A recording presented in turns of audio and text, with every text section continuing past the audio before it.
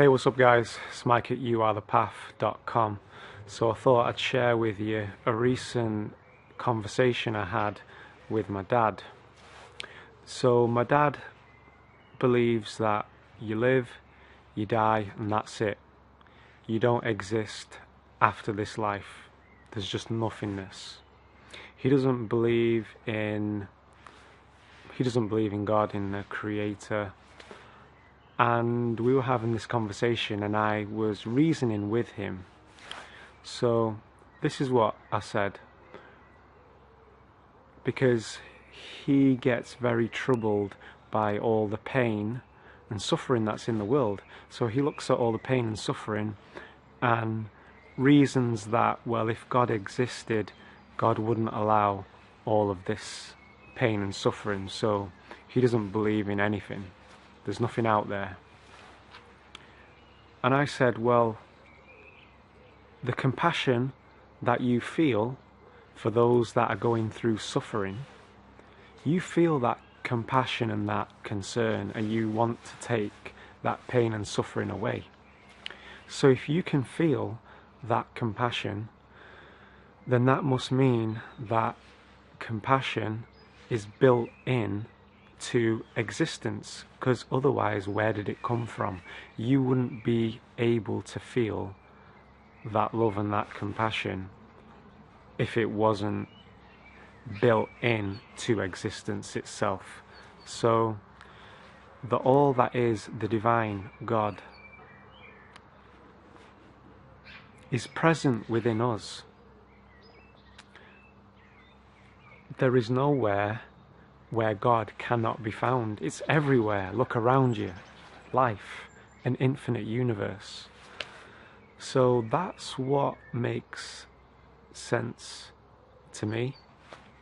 And when I looked into it, because I wanted to find truth, I was on a search for something that made sense, because the religion that had been presented to me didn't make sense to me. So I started reading up on Eastern philosophy, and I found out that thousands of years ago, people would retreat up to the mountains because at the time there were tyrants who would rape and pillage. They would come into your village, rape your women, kill, and use you as slaves. So a lot of people would retreat up to the mountain to escape that. And when they were up on the mountains, there was nothing to do up there. They didn't have TVs, computer games. All there was nature. So they would just sit and be. And when you do that, when you sit and become silent, the mind becomes still. And when you still the mind, you're not thinking about what happened in the past, and you're not thinking about how you're going to survive in the future. You become focused on the present moment, and when you do that, certain phenomena starts to occur.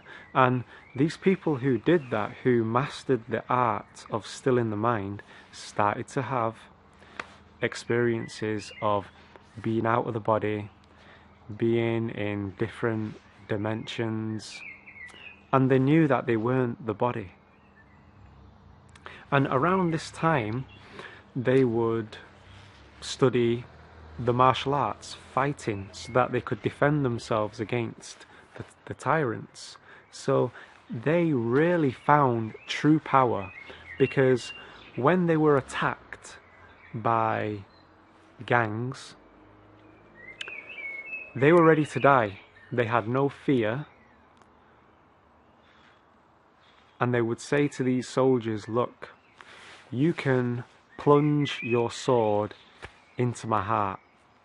I'm ready to die. And these soldiers, these tyrants, had never come across human beings like that before. Everywhere that they'd gone, humans had always feared them. And they were curious to know, how is it that these guys aren't afraid of us? And some of them even decided to stay with those monks, sages, masters. They decided to stay with them. They laid down their sword and they wanted to know, how is it that you're not afraid of dying? How can that be? So we were having this conversation and it went on to suffering and why we go through suffering. And this is within the context of my own life. I can only speak for myself. I can't speak for other people's suffering and other things that are going on in the world. So I went through a lot of psychological suffering, emotional suffering, because in my younger years I had an issue with lust, and I was in an addictive relationship. And the thing about lust is my lust could never be satisfied. As soon as I would only ever reach temporary satisfaction. So as soon as the desire was satisfied, it would rise again. And in this relationship of mine, I was constantly looking at other girls, and I would leave that relationship to pursue another girl. I would come back, leave her again for a different girl, come back, and I kept doing that until she decided that she wasn't going to come back to me. And that broke my heart, and that's when I realised how I'd taken her for granted, how I'd not appreciated her, and I was only concerned with satisfying my lust. And I went through a deep pain, and I wasn't right for a year. I became addicted again to smoking, to cannabis, to drinking wine. I destroyed my health. But you see, when I look back on it now, I know that I needed to go through that to discover true love, to discover what it means to appreciate someone and to be grateful. That's what I had to go through to become the man that I am today. So I wouldn't take it away. I wouldn't change anything. What I went through brought about my own expansion as a human being. So at the time, I didn't know that's why I was going through it, because it was painful at the time. But when I look back now, I can see the growth that came from it. And so what resulted from the choices and decisions we made in the past, there's nothing to feel guilty about, there's nothing to feel ashamed of. That's where the deceit of the tyrants comes in. In religion, there's truth in religion, you will find truth in all religions, but there's also a political element to it, and there's that dogma that has been placed within it. And it's that whole thing of guilt, which has been instilled in certain religions, that you ought to feel guilty and you're a sinner and you're going to burn and suffer in hell because of that. It's just there to create fear within you, because you're easier to control when you're afraid. Okay, once you let go of the guilt and the shame, and I use faster EFT for that, you find your true power. You're empowered again once you let go of that. And it's a lot harder to control you when you're self-empowered, when you make conscious contact with the self and you know that I am. So sometimes we feel compelled to seek fulfillment in certain desires, and desires of the flesh, desires of the ego can never be satisfied.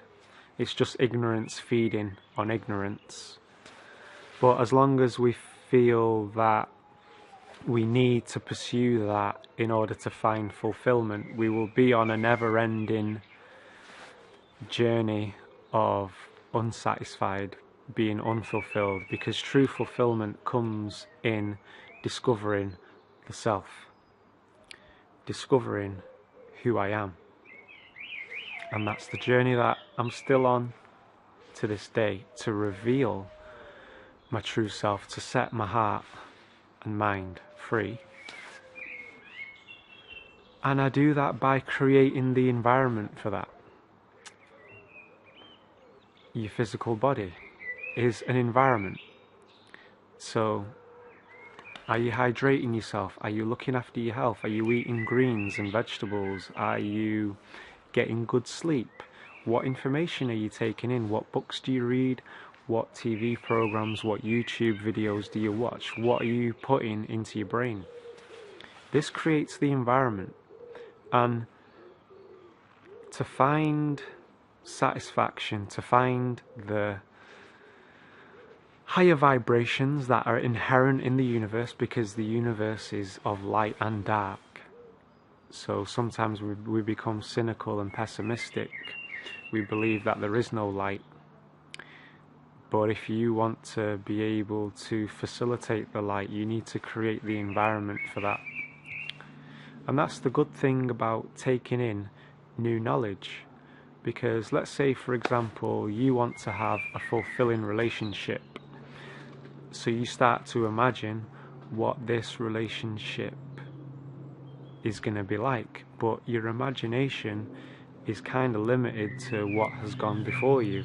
If you read books, if you take in information about fulfilling relationships, it gives you more to work with. It gives you more, you have more spices and more flavours in your kitchen to cook up a greater, grander vision. So it's through reading my books all those years ago that I was able to build and envision a greater reality, a greater way of living, a more expanded lifestyle. So books are good for that, but of course we all know we got to take action on it. So take the first step. You don't have to have a grand master plan to get started on this. It could be a simple thing of just setting it into motion, spending a little bit of time on those things that you know are who you really are. And just let go of the expectations. Don't have any expectations of where it should lead you. Just take action on it. Start living as who you know yourself to be. Regardless of the fear. Feel the fear and do it anyway. Hope you got something from that. Catch you later, guys. Peace.